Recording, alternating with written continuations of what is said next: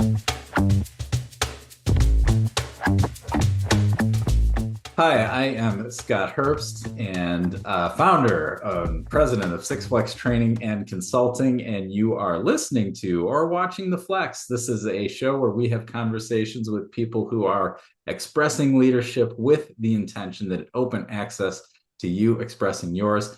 I am really thrilled today to have with us Jennifer Helten. Jennifer is the founder and CEO of Unique Pathways, and they are an agency that provides clinic-based, home-based community supports to kids with autism and their families in the North Texas region of Texas in our country.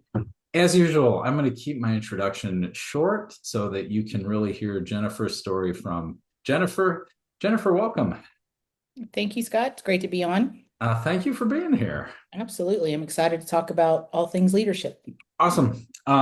Where I always love to start these conversations is I would love to hear about your pathway, what you would have to say about your pathway into leadership, starting wherever you see relevant to start your story. So take it away. That's an interesting, it'd be an interesting journey, I think. I don't know if I would ever say that I had intentionally moved into this path of leadership. I think I just kind of fell into it. Uh, I started in ABA back in the late 90s. I was a nanny for a family, and it just kind of morphed into moving into a therapist after a couple years. Their child was diagnosed with autism. And I Mhm. don't really believe I ever had an intention to start a company or lead people. I just wanted to continue to make meaningful change in children's lives because I had Yeah. seen the how wonderful these changes could be, not just for the children, but for the family and their whole dynamic. Continued to move forward in it as ABA was beginning to evolve, and I just kept going forward, I guess, and parents were starting to ask me for more, advice. I was starting to move up the chain as a therapist. I think I've always, probably looking back, been sort of a natural leader without recognizing it. People just kind of start trusting you. Decided Mhm. to open up a center simply because I thought that I wanted to reach more children. And Yeah. I thought I was going to get to reach more children and realized very quickly that I was no longer going to get to work with the children. Um, in order to run the business correctly or to continue with that vision, which was kind of a downer for me at first, kind of grieved that a little bit. So Mhm. I shifted my focus on my team and building a team that would be an extension of that vision, which was to continue to make that meaningful change in kids' lives and their parents. So, Yeah. I would really love to dig into that. And um, that being that I don't think it's unusual for people to really love something and really love what they do and then take the next step in the progression towards that, mhm, whatever that is. So people right, going from a line therapist to a board certified behavior analyst to right, then excelling at that job and someone makes you a clinical director, or you branch out and you found your own business, and like you mhm, find yourself in a situation where I am focused on making the business run, not mhm, spending time with clients. right, um so I don't think that's an unusual situation people find themselves in. And what I'm hearing is you struggled with that change yes, and then found a way to connect to what's important to you mhm, or what would inspire you or give you vitality, etc. right. And so I would love to talk about that process of discovery and what you went through, with the intention of, I would love it if we could like give people shortcuts Right. I so that think they could spot it for themselves and get intentional about it. um, two things. One, I was very, very fortunate to, in my pursuit of finding someone that could take over more clinical and hire an actual BCBA. I was very fortunate to find an individual who's now my clinical director who shared those same thought processes in the sense of the quality and Mhm. the not, the rigidity of data-driven approach, a more humanistic approach to the kids, and making sure that we have the data to guide our decisions. But we're not going to treat the kids like robots. Because I know when I was in ABA, one of the one of the I don't know, complaints that you would hear is that, oh, my kids sound like a robot. And it was that rote, because you were teaching that rote in that rote manner, right? But then you hear other parents say, well, at least they're talking, right? So at the end of the day, it's like, where can you marry the two so that the kids are still talking, but then they're progressing naturally? And that is where I was fortunate to find a BCBA who had that same mentality. And so we worked very well together in that regard. The trust was there clinically, and the trust was there from the business side for him. So he didn't have to worry about administrative, and I was the one worrying about that, but I didn't have to worry about quality and outcomes for the kids because he cared that much about it as well. And so I think it was more that realization quicker that I would have to let go of anything clinical. And I would encourage anybody who's struggling with that to really make that decision sooner than later. If you're really trying to see which direction you're needing to go in, especially if you're a clinician-owned company, to make that determination very quickly. Because at the end of the day, both positions are very taxing, and they require dedication and discipline and attention. You can't just kind of do one halfway and one the other way and hope that it's all going to look good.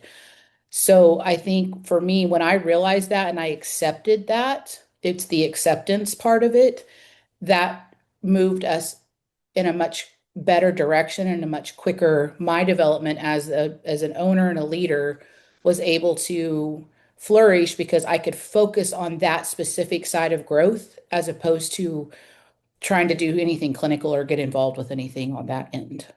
Yeah. So to underline what you said, and I want to expand on it a little bit. One thing was finding someone whose intention really aligned with yours. Hmm. So someone Yes. who and there's a couple things um I want to point to. So one is actually getting clear for yourself whether you had a process for it or not, of getting clear for yourself, well, what is it? What am I about in this Right. field? Your And why.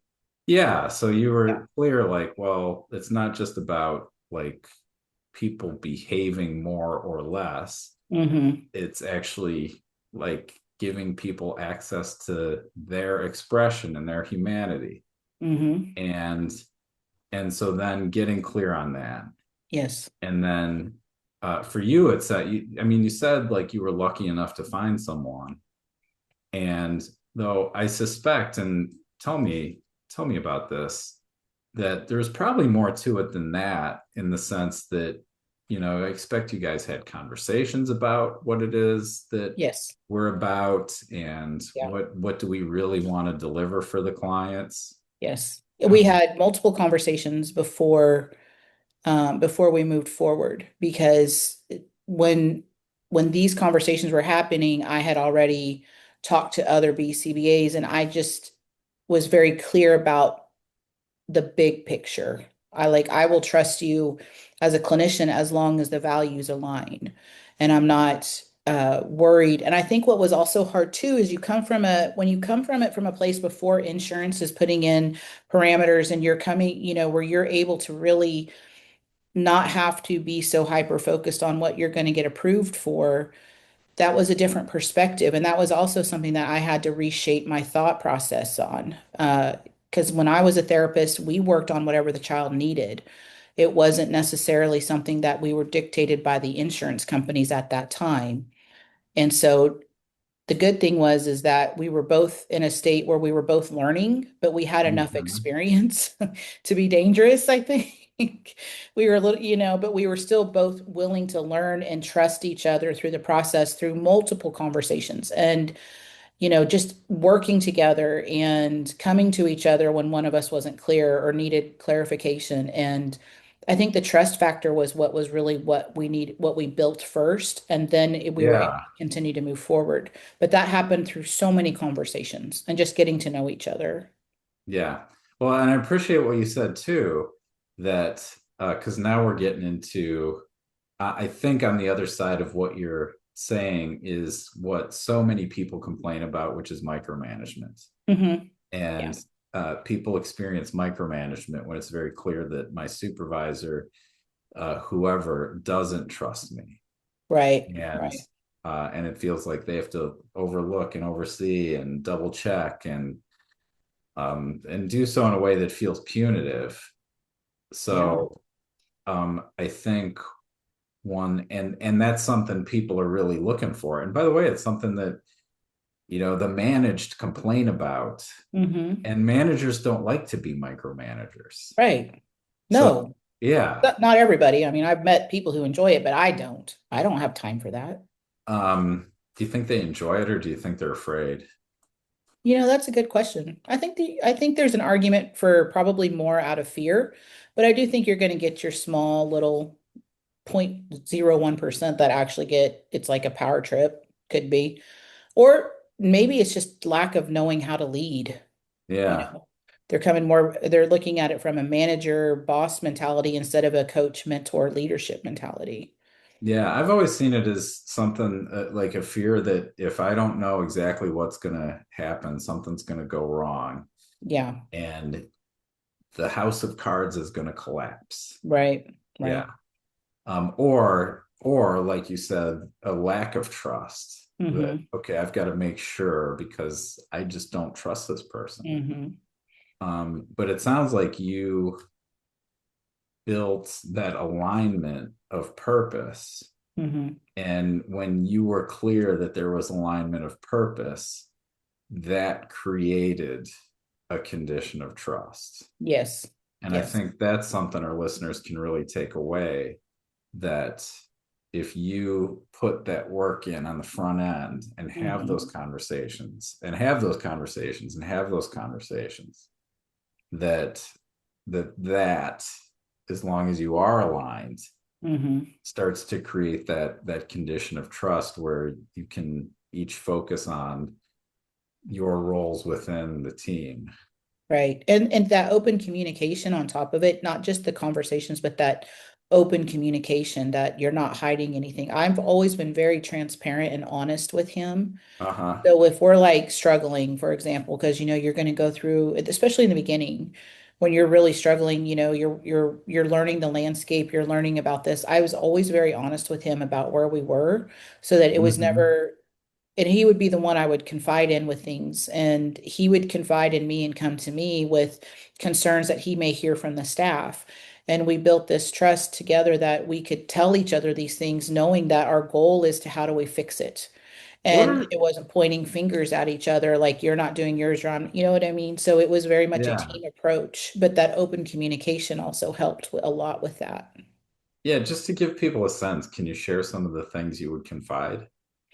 Yeah, I mean, I would tell him that, especially in the beginning when you're thinking, again, I came from a private side of ABA where I was paid on time.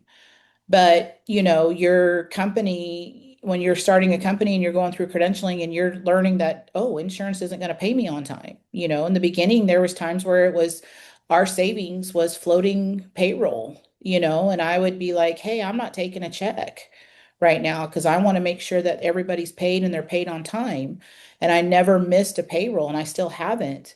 But I was honest with him when I was like, listen, this is where some of my fears are coming from, is insurance isn't paying like they're supposed to, or there's delays, or there's this or there's that.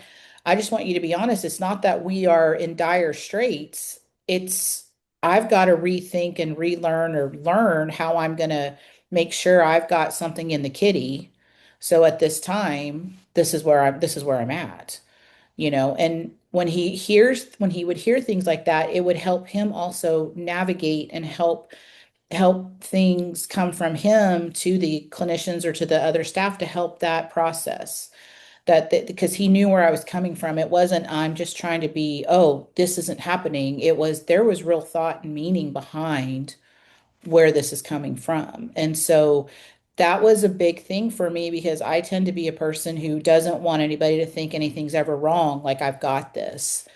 And so letting him know that those we were having that difficulty or there were we were having that challenge not only made me not feel so alone in it, but also then I had somebody who was helping follow up from the back end on the clinical side, ensuring that we were making sure our soap notes were done, that we were making sure everything was done so we had no delays. There was no delays or no denials on our end from anything we were doing.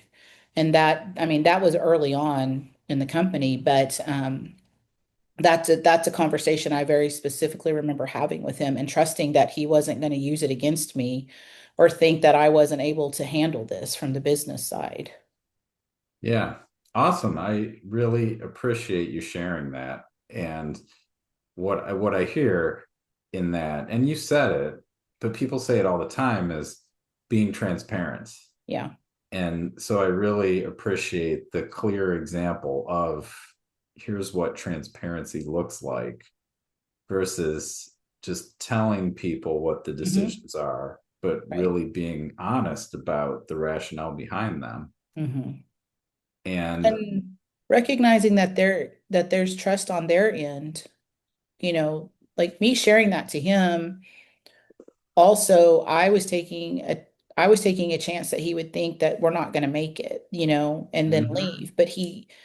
And I think that transparency, that brutal honesty is what helped him stick it out and go, okay, she's followed through with everything she said. She's just giving me a little glimpse of what she's dealing with at the moment, but it didn't change the trust factor, you know?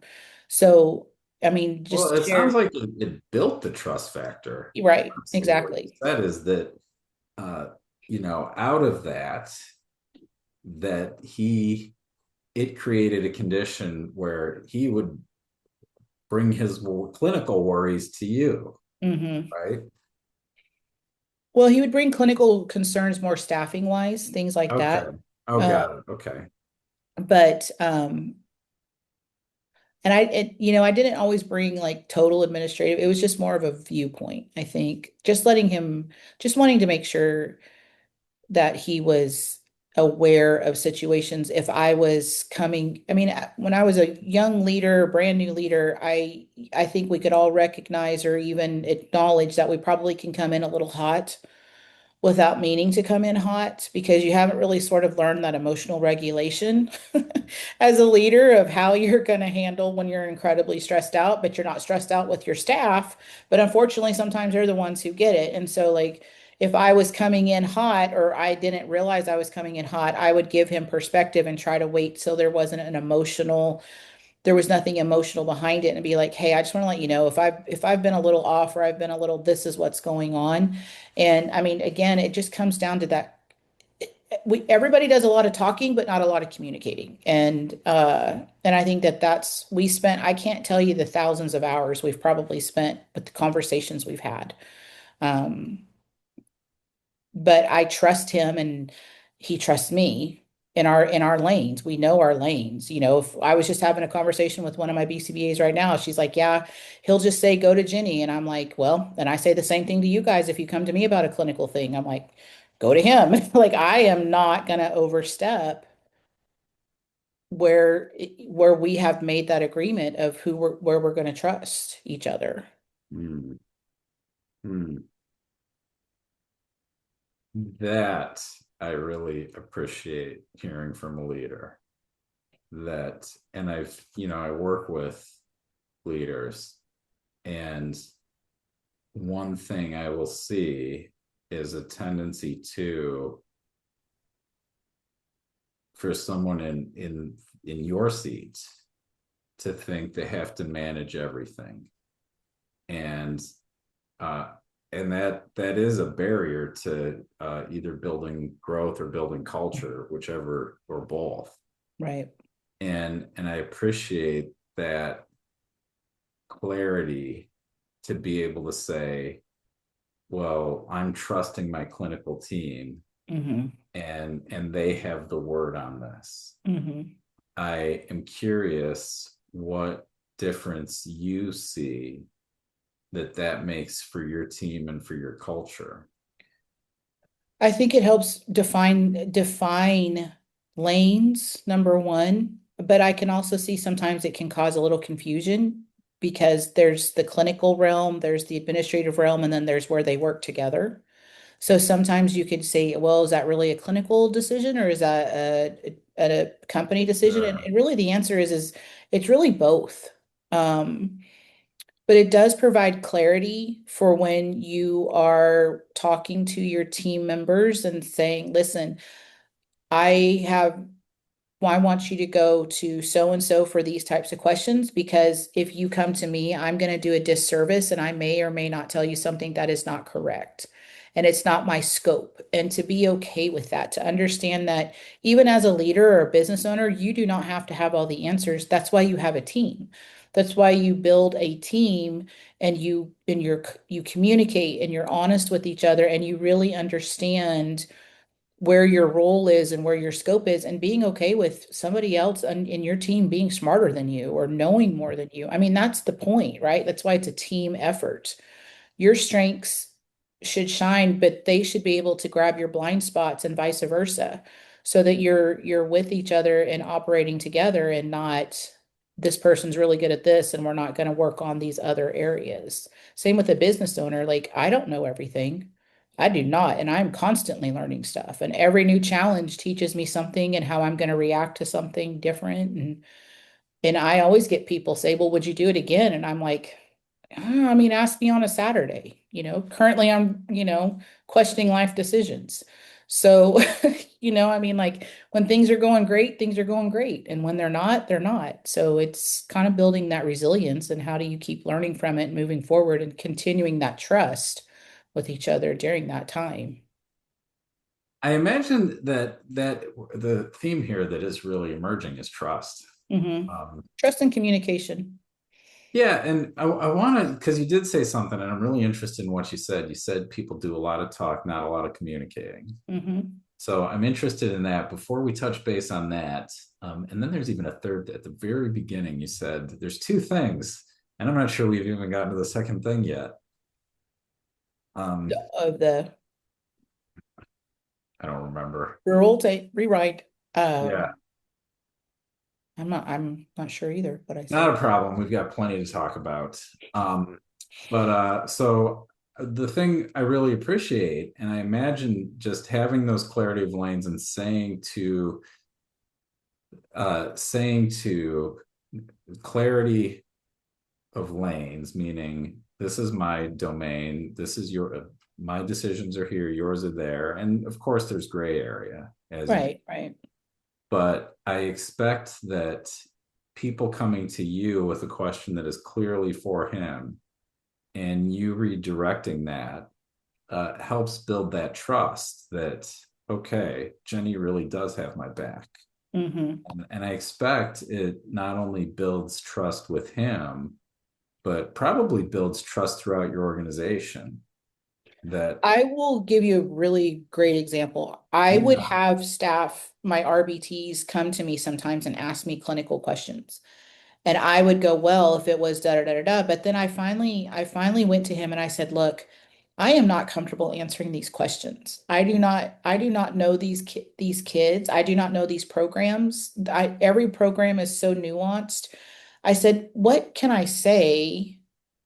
Because they're asking me for a reason, but I don't think that's fair, and I don't want to upset any of my clinicians or think that I'm trying to take over anything or, oh, Jenny said this, so this is what we're going to do. And when I took that to him, I took that concern to him, and I'm like, how do you want me to address this? And he said, whenever they do it, just ask them to go to their BCBA or go to him if it was him.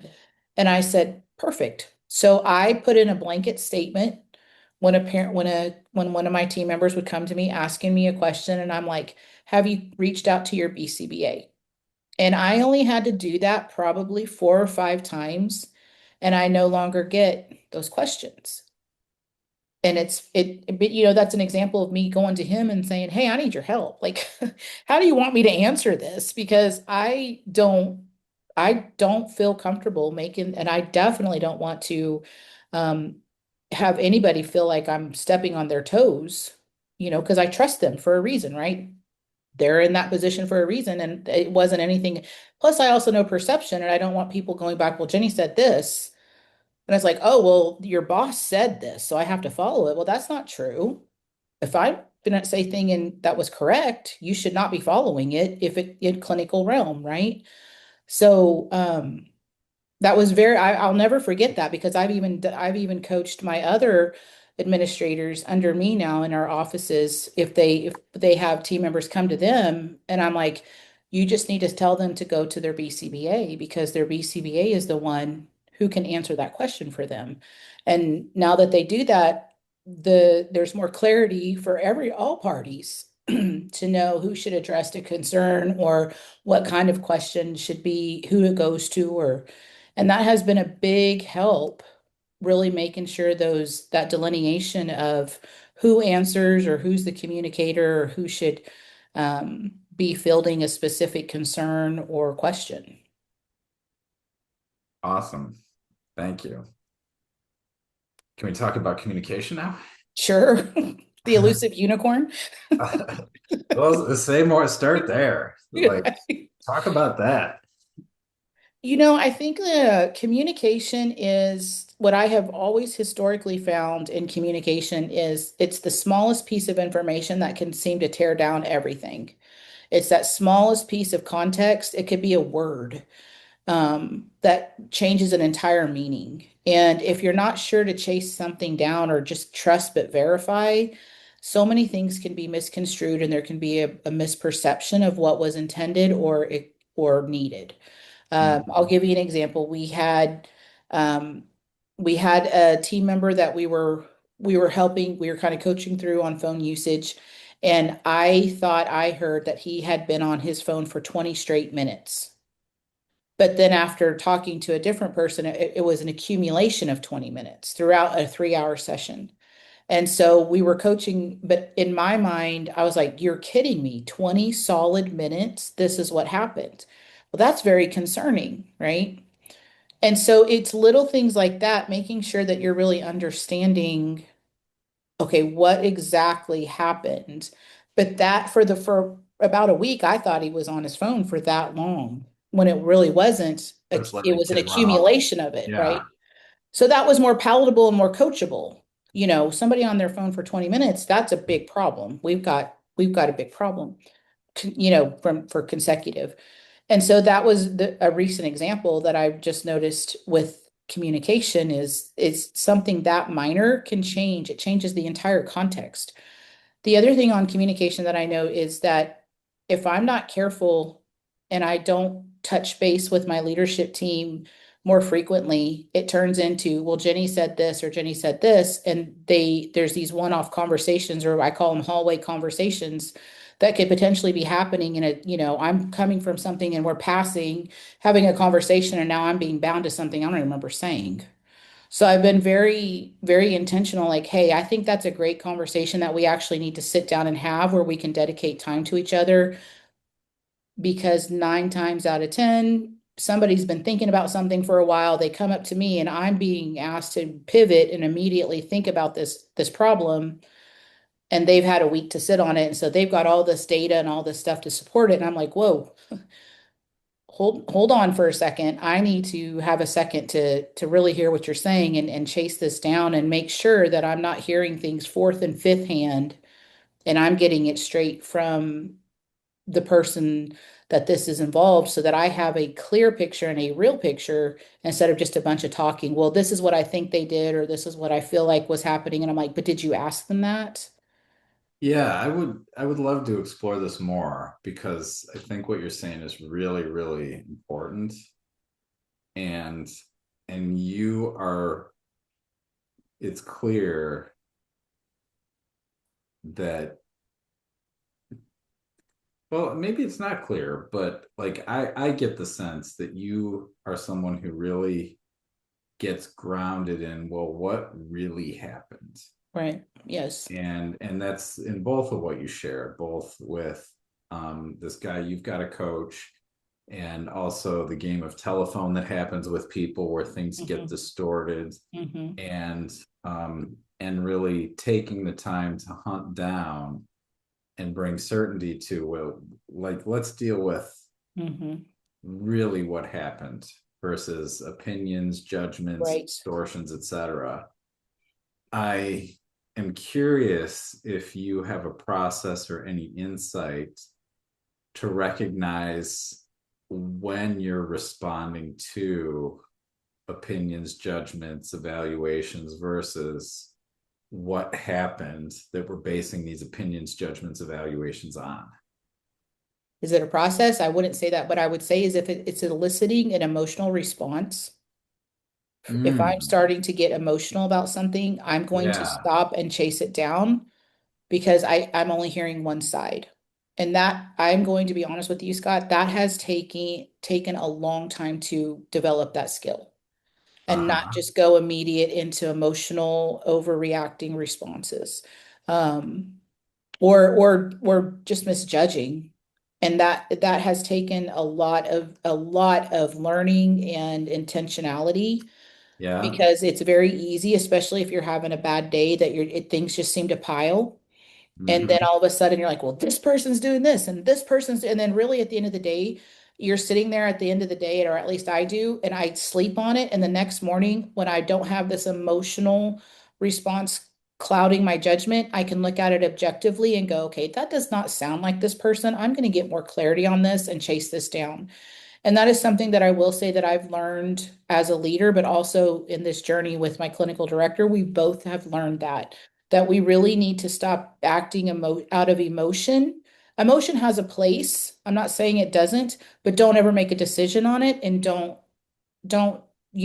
just have it out with somebody because you're emotional and you listen to somebody. That's come to bite me in the past. And that's part of where that learning has come is I went in hot on somebody at one time and then come to find out the other side of the story was a little bit different and I would have reacted differently. So instead of making a fool out of myself and looking like I'm an emotional unhinged person, it turned into, okay, if I'm going to have my emotion, I'm going to have my emotion, but then I'm going to come back unemotionally and objectively and give both parties the ability to share their perspective. My husband always says there's three sides to a story. There's their side, the other side, and then the truth. And I've always thought those are such wise words because their perspective is their truth, that person, the other person, and then somewhere in the middle, this is really what happened. And you'd like to think everybody's honest, and they think, and I think, and for the most part, people are, but I also think that sometimes that honesty has to be challenged with thought-provoking questions. And hey, are you sure that's how that happened? Because that's not how we heard it. And it's more like, let's have a conversation than in an accusation, because then you're going to shut down any type of communication at that point as well.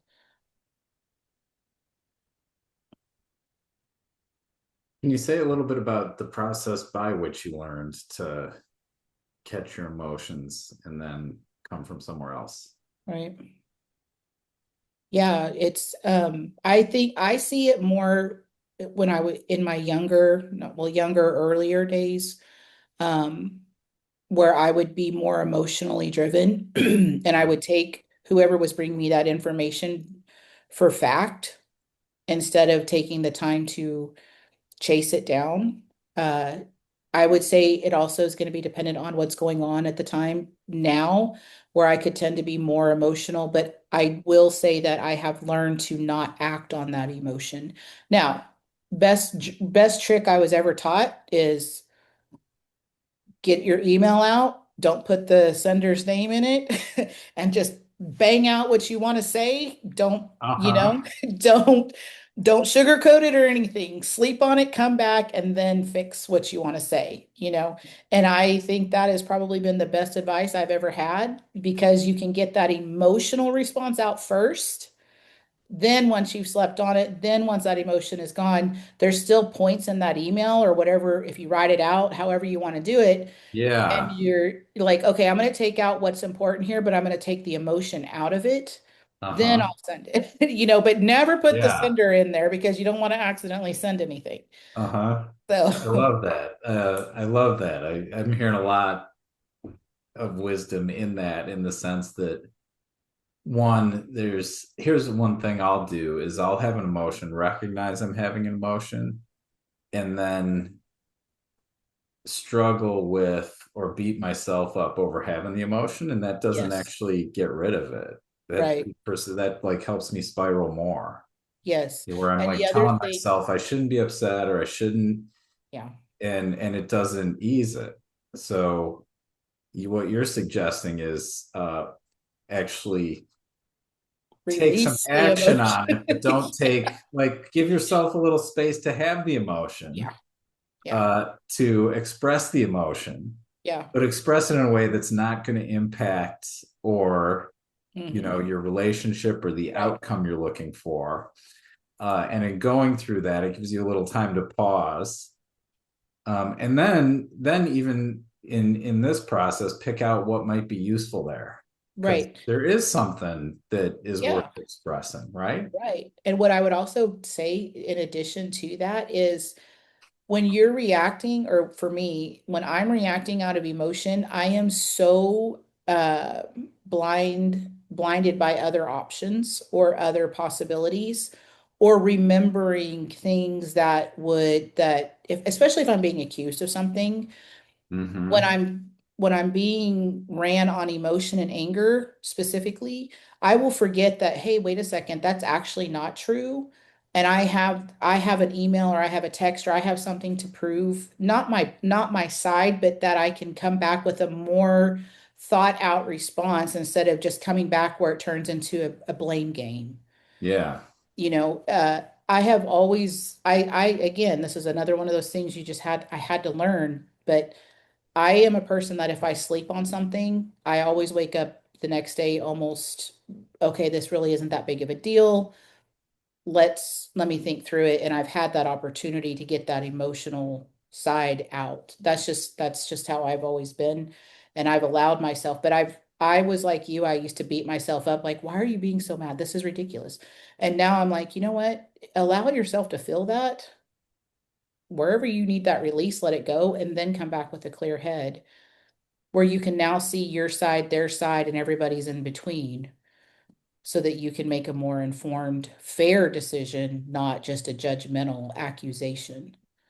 Yeah. I love that. Thank you. So, but no, I'm with you. I took a long time. It's amazing the stuff you learn, though. It's crazy. Yeah, well, I'm hoping out of this conversation we can speed someone's process up. Hopefully, I mean, I Yeah. hope so. Um, Hey, we are getting close to the end of the time we set aside. So, we've talked a lot about what you have learned. Are you willing to share a little bit about what you're dealing with currently and what you're looking to learn, or what challenges you're looking to grow through? I've thought a lot about that, and I think that currently what I'm really holding on to and learning, I can always tell when I feel like I don't have a grasp on leadership skills because that's when I start seeking out books Mm, and I'm reading more and sometimes those books reinforce what I think and I'm like, okay, so I am on the same track. And then other times they teach me a lesson that for whatever reason I just needed to know.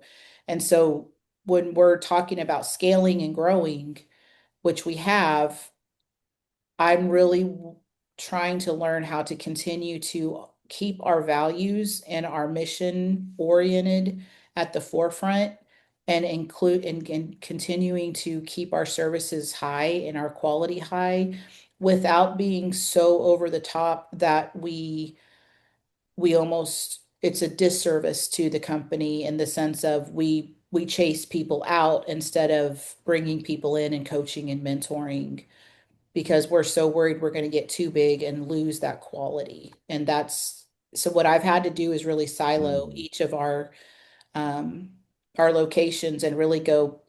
location by location and address them each problem at each location as its own entity, which it is, instead of making it this overarching global problem. And I always think about Chick-fil-A. There's no Chick-fil-A you can't go to that you don't get the same kind of professional service.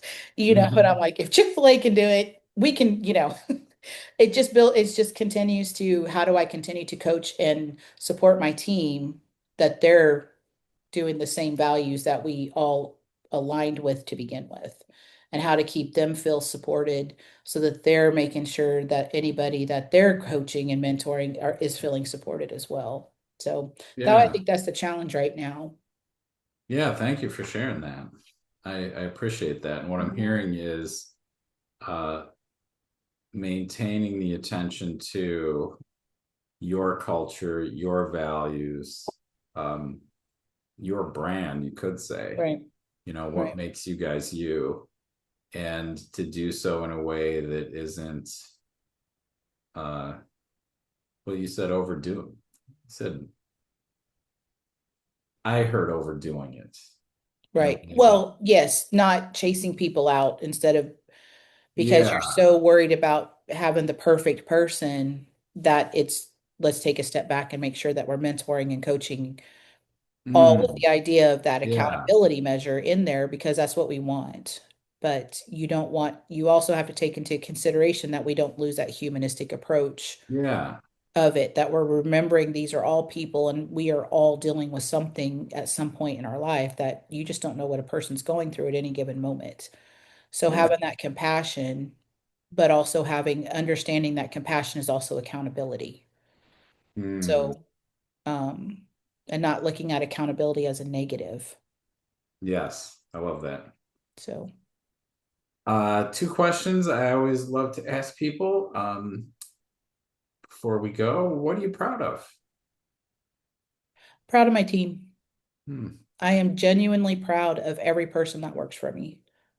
I love my clinical team, I love my administrative team, and I love all my RBTs. I genuinely am proud of who they all are, how they've grown, how they want to continue to do the best thing we can for the kids. I that is one thing I'm very, very proud of. I'm always very appreciative and proud of that. awesome. I love it. And my last question is, if someone wants to reach out to you for a job or advice or networking, how can they reach you? Probably email. I guess you could always go to LinkedIn, although I'm gonna be honest, I'm not a super awesome person on LinkedIn. But my email address, Jennifer at uniquepathwayssite.com. That's probably the easiest way and one way that we can get things started and going. Awesome. Thank you so much. Thanks You're for welcome. just showing up and your generosity with your time and sharing your insights and your what you've learned. And on behalf of everyone you make a difference for, thank you for making the difference you make. Thank you. I appreciate it. Like you said, hopefully this will help somebody, maybe not go through all the pitfalls. I hope so. I've appreciated your time, and for those of you listening, I appreciate your listening. This wraps up this episode of The Flex. As always, press the buttons, give us a like, a thumbs up, a 5-star review, leave a positive comment about what you learned, and we will see you back here at the next episode of The Flex. Thank you.